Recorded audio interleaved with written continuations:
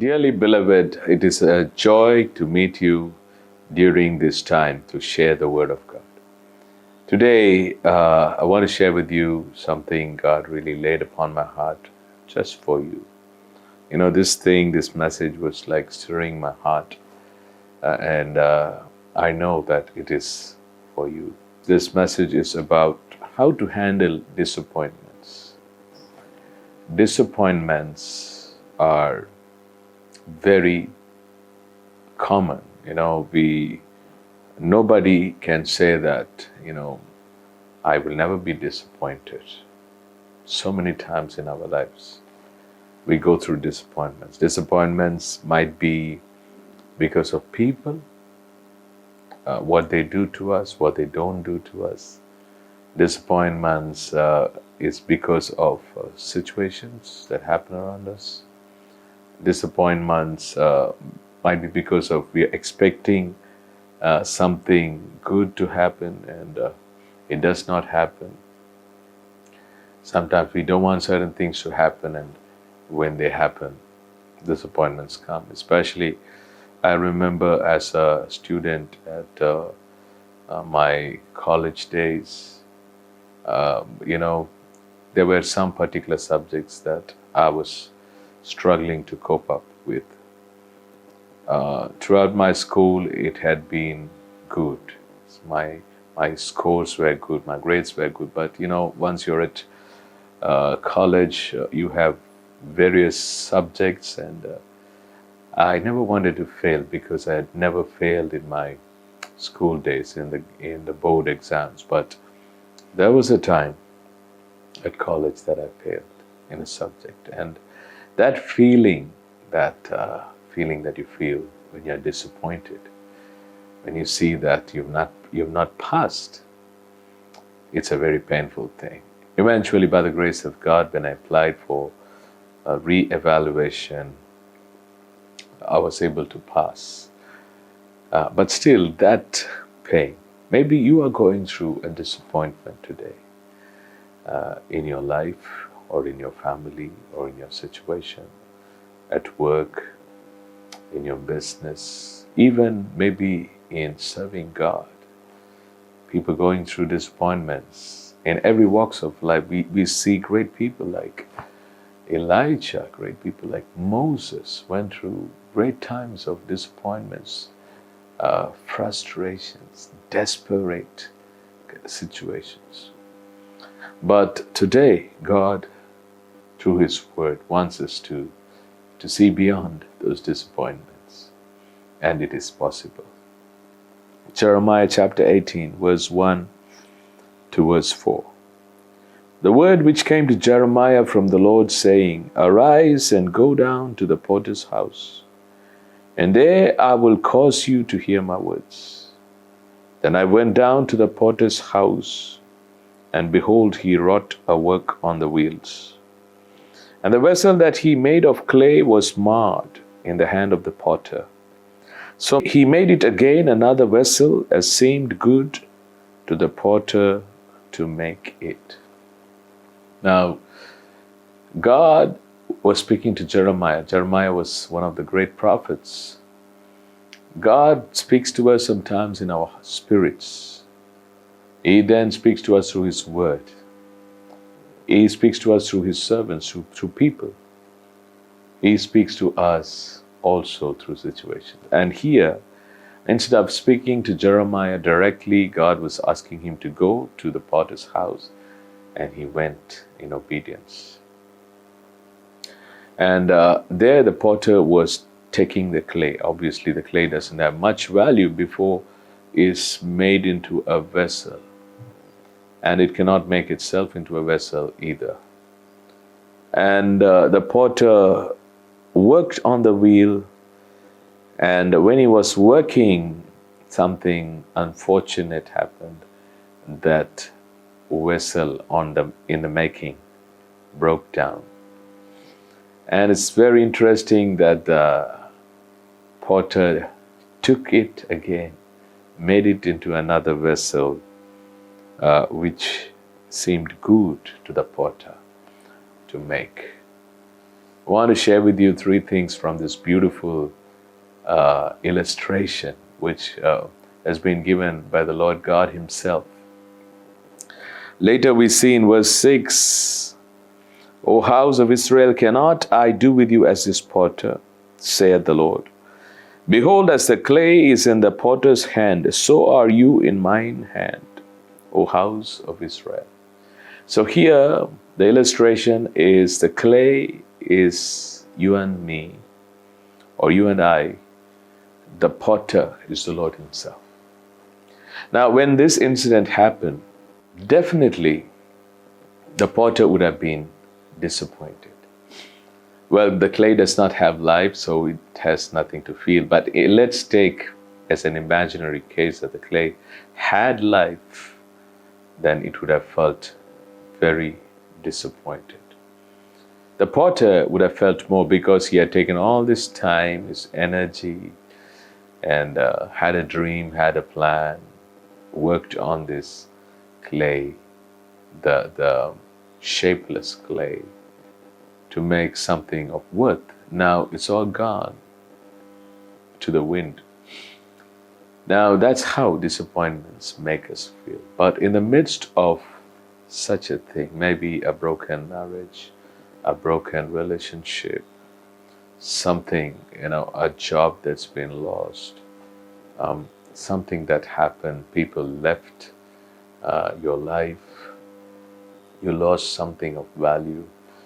But in the midst of all this pain, there are three things we need to remember. Number one, in the midst of your disappointment, remember, God is with you.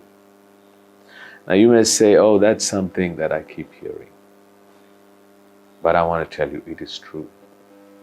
When this clay was marked, it was no longer a pot, no longer a vessel in the making, but the potter was still looking at the clay with a lot of grace, with a lot of compassion. It's right before the eyes of the potter. Much more is our Heavenly Father. If you read Psalm 147, verse 3, it says, He healeth the broken in heart and bindeth up their wounds. Anyone who is broken-hearted, God is there. He wants to heal, to bind their wounds. Then it says in Psalm 145, verse 14, The Lord upholds all that fall, and raiseth up all that be bowed down. Amazing. Anybody who has fallen, anybody who is just beaten down, God picks them up. In other words, He is reaching out to the brokenhearted.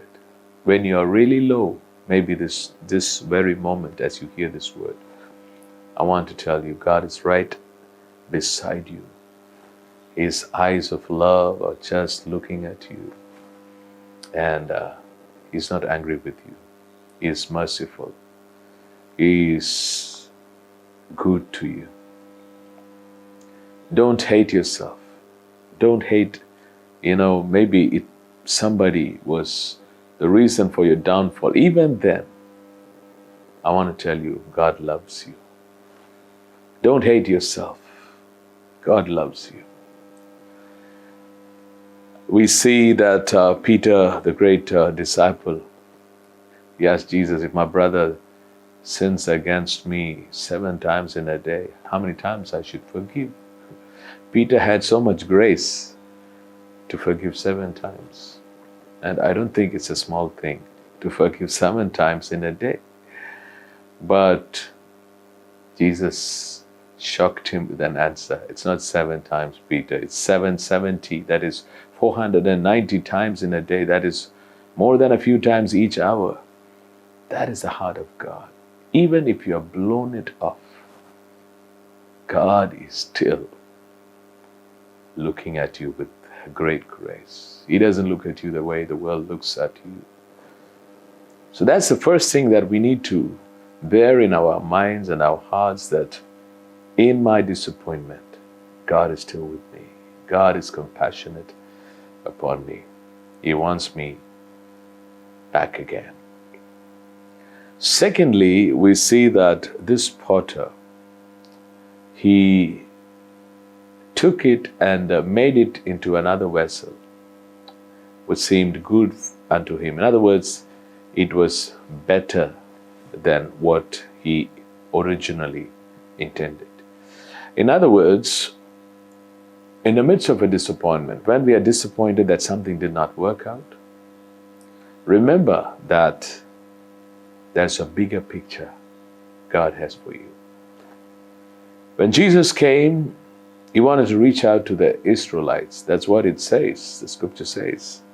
When a Canaanite woman came to Jesus, he said, I came to find the lost sheep of Israel. But then, John chapter 1, we see that the scripture says that he came unto his own, and his own did not receive him. So what happened?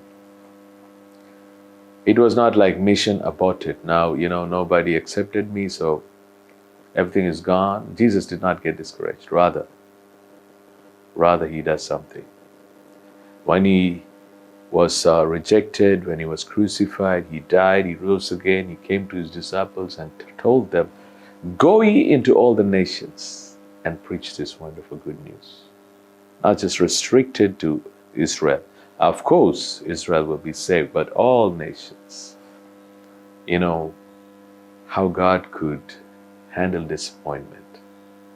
It was the pathway for a bigger picture. Your today's disappointment is going to be the pathway for a greater divine appointment. Remember that. Same thing happened for Joseph. When his brothers rejected him, God had a bigger plan for him to bless the nations. Finally, this potter takes the clay and remakes it. And I believe it took more time. It was more than double time. I believe the second time would have been more beautiful, more creative work, more artistic, more time-consuming, more beautiful. So obviously it would have taken more time. So the pot had to wait. The clay had to wait. That's number 3. We should not get discouraged. Don't give up. Keep seeking God. Keep running the race of faith. Keep learning. Keep taking steps. And wait for God's time. It will surely come. Because His word says He has done everything beautiful in its time. So with these words, I want to speak over your life that you will arise again. Let us pray. Father, in the name of Jesus, thank you for the power of your word. Lord, pray for your son, your daughter who's going through some kind of disappointment right at this moment in life. You've spoken your heart to your children. You have spoken to them today, and you have said that I am right with you this moment of grief, this moment of brokenness. Lord, your arms are wrapped again around your child right now, and I thank you. Lord, you have a bigger picture. It's greater. No matter how hard your children are pained today, going through the pain today, but something greater, something bigger, something better, something of a higher purpose is right there before them. Hold their hand and take them, oh God. And I pray that you lift them up from their discouragement. They will move forward and they will wait on you. And I pray that you give them the strength to wait. And I pray every undue delay that's caused by anything that is, Lord, beyond the natural, in the name of Jesus, will be broken right now. Pray, may the Spirit of God help your children to persevere, to endure, to hope, to believe, and see the greater blessing, the way you blessed Joseph, the way you blessed, even how you made the gospel to be available in all nations. So shall it be. that you will turn your children's life into a life of good news. Thank you for doing it. Anybody who's suffering from sickness, financial instability, struggling in finances, reach out and bless your children. May something turn around in their lives today. I thank you for you doing it. In Jesus' name, amen. Children of God, surely the Lord is doing it for you. Rise up from your disappointment. Start handling it. Begin to praise God. Keep pressing on. This is not your time to be written off. You will not be written off. You will move on. See God's glory in your life. And many will see that through you too. God bless you. We'll meet again.